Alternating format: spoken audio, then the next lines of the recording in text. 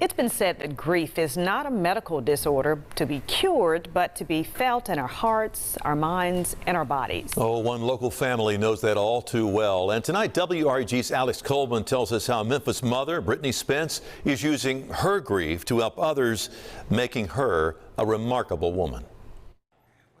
Inside this East Memphis office, the one with the logo of a big tree and a little one leaning in, there are dozens of pictures on the wall that show empathy, understanding, and hope. Some have lost children, like the Davises. For Brittany Spence, these are not just photos. Some, they're still alive and doing well. But each one is a family that leaned on her to help them through one of the most difficult times of their lives.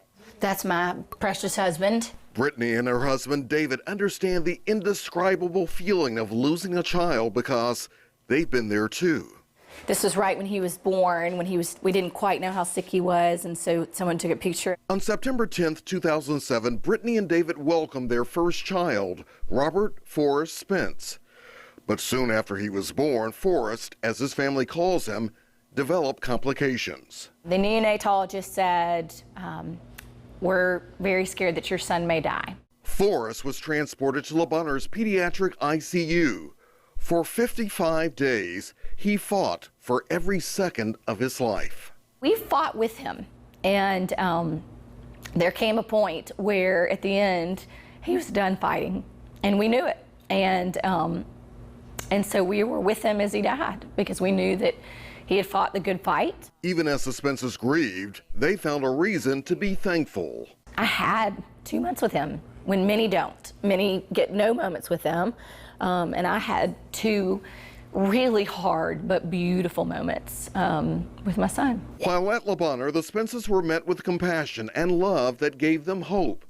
And out of their grief grew the idea to give that same compassion and hope to other families just like them. My husband looked at me and said, we need to do something. We need to do something more. We're going to call it the Forrest Spence Fund. The logo is going to be a big tree with a little tree leaning in. We're going to help other families. Since 2007, the Forrest Spence Fund has met more than 85,000 individuals' non-medical needs throughout the Mid-South through grants, financial support, and counseling.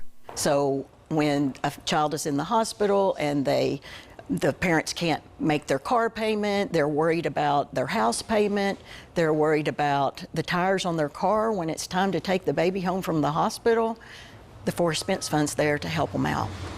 Hi, I'm your host, Brittany Spence. Brittany also uses her podcast to connect with others. It's where Amanda McCullum found her voice to share her family story about how Brittany and the Forrest Spence Fund helped her when her son and daughter were at Le Bonheur with heart problems. I wouldn't want to imagine my life without the Forrest Spence Fund because I had 2 children that ended up with critical or chronic illnesses. Today, Amanda is a volunteer. I think it's remarkable that Brittany looked around and identified needs of others in the midst of her own trauma with her son Forrest. She saw needs for people, and then when Forrest passed away, she went back and said, how can I make a difference? How can I meet the needs for these other people? Brittany is inspired to meet those needs. Is this why you fight for so many other families? Because of Forrest? Yeah, his grit.